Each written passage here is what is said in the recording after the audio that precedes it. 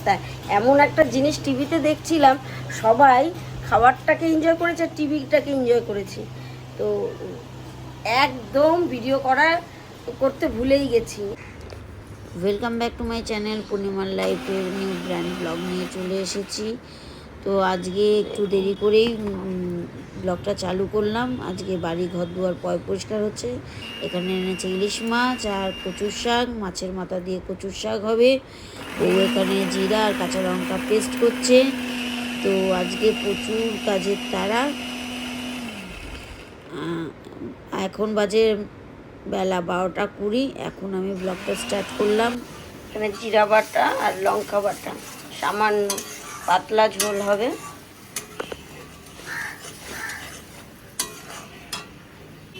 মশলাটা কষানো হয়ে গেলেই তারপরে জল দিয়ে বেগুনটা দিয়ে দেবো। বেগুনটা ফুটে সিদ্ধ হলে তারপরে মাছ দিয়ে ফুটিয়ে নামিয়ে নেব। কারণ ইলিশ মাছ বেশি ফুটলে হয়ে যায়, সফটনেসটা নষ্ট হয়ে যায়, একটু হয়ে যায়, মানে শক্ত শক্ত, যাকে আমরা বাঙাল কথায় রিঠা বলি, রিঠা মতন হয়ে যায়।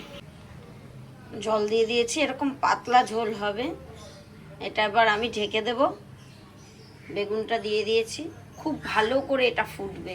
এটা যত ফুটবে তত এটা স্বাদ। আপনারা বাড়িতে অবশ্যই ট্রাই করবেন। তো চলুন, রান্নাটা হয়ে যাওয়ার পর আবার দেখাবো। এখানে বেগুনটা সিদ্ধ হয়ে গেছে, এবার আমি মাছ দিয়ে দেব।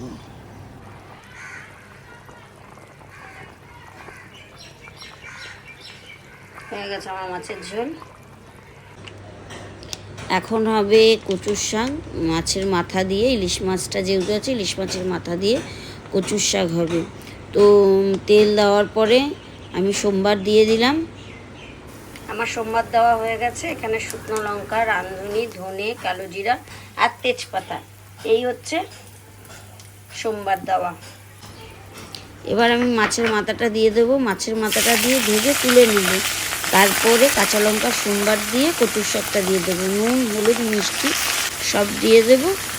মিষ্টি মিষ্টি না হলে কচুর শাক তো ভালো লাগে না। এটা আমি সোমবার দিয়েছি, তারপরে কাঁচা লঙ্কা সোমবার দিয়ে এটা কচুর শাকটা দিয়ে দিয়েছি। কচুর শাকটা এবার যতক্ষণ জলটা না মরবে ততক্ষণ পর্যন্ত এটাকে আমাকে নাড়তেই হবে, নেড়ে যেতেই হবে। আর এই যে মাছের মাথাটা ভেজে তুলে রেখেছি, যখন হয়ে যাবে তখন মাছের মাথাটা দিয়ে একটু নেড়ে নামিয়ে দেবো। কচুর শাক হয়ে গেছে, এই যে কড়াই থেকে ছেড়ে যাচ্ছে। এবার আর কড়াইতে লাগবে না, এই যে তাহলেই একদম জল টেনে গেছে।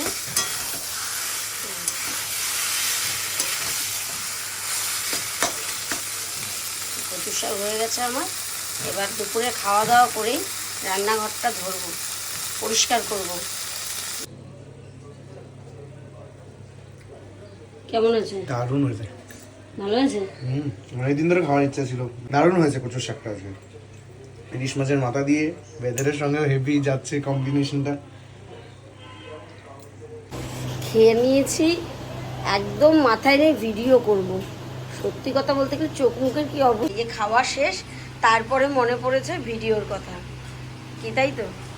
বল বল, এদিকে ঘোর। সমস্ত কিছু বার করে নিয়েছি।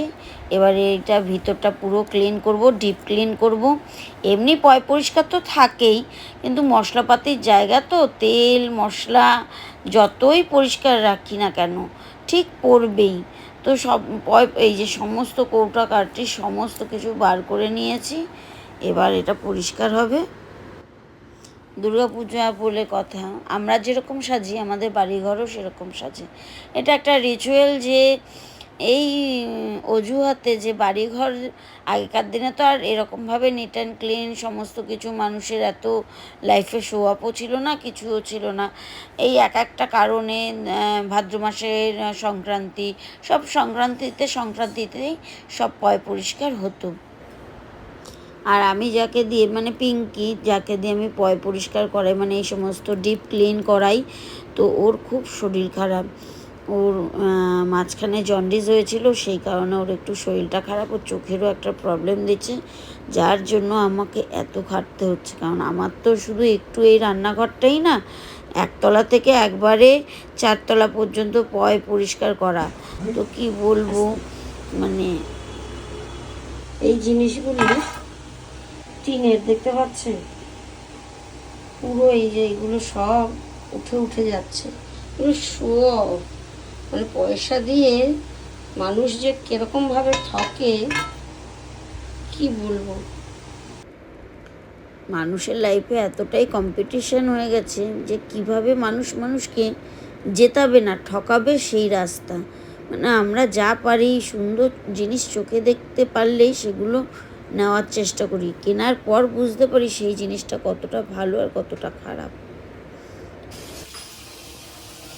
কালকে রাত্রে পরিষ্কার করার পর আর আমার মানে শরীর দেয়নি যে আমি ভিডিও করি। তো এখন এই সকালবেলা এই যে কালকে পরিষ্কার করেছি, সমস্ত এখনো কিছু অর্গানাইজ করা বাকি আছে, যেরকম মশলা অনেক কিছুতে, এবার যেরকম এইগুলির মধ্যে মশলা ভরবো, সমস্ত কিছু করবো। তো এই যে সব পাউচ প্যাকেটে মশলাগুলো ভরে রেখে দিয়েছিলাম, এই যে সব পাউচ প্যাকেটে, সব পাউচ প্যাকেটে মশলা ভরে রেখে দিয়েছিলাম। এর ভিতর সমস্ত কিছু ছোট ছোট জিনিস, কত রকমের মশলা এগুলো।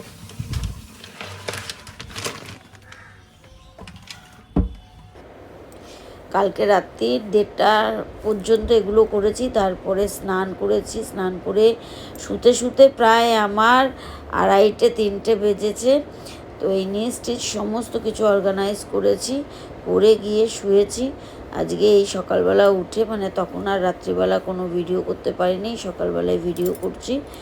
আর এখনও মোটামুটি রান্নাঘর ফুল কমপ্লিট হয়ে গেছে।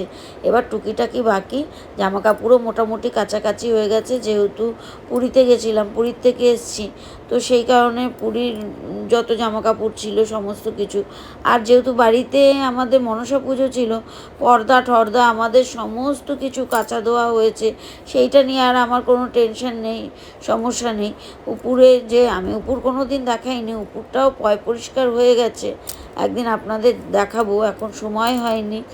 তো আজকের ব্লগটা আমি এখানেই শেষ করছি। যদি ভালো লাগে তাহলে লাইক করবেন, কমেন্ট করবেন, শেয়ার করবেন, একটা সাবস্ক্রাইব করবেন। তো আবার নতুন একটা ব্লগ নিয়ে আসছি। আজকের ব্লগটা এই পর্যন্তই। আজকের ব্লগটা বেশি করতে পারিনি, কারণ শরীর খুব খারাপ। তো আজকে আর ব্লগ এই পর্যন্তই সমাপ্ত রাখছি।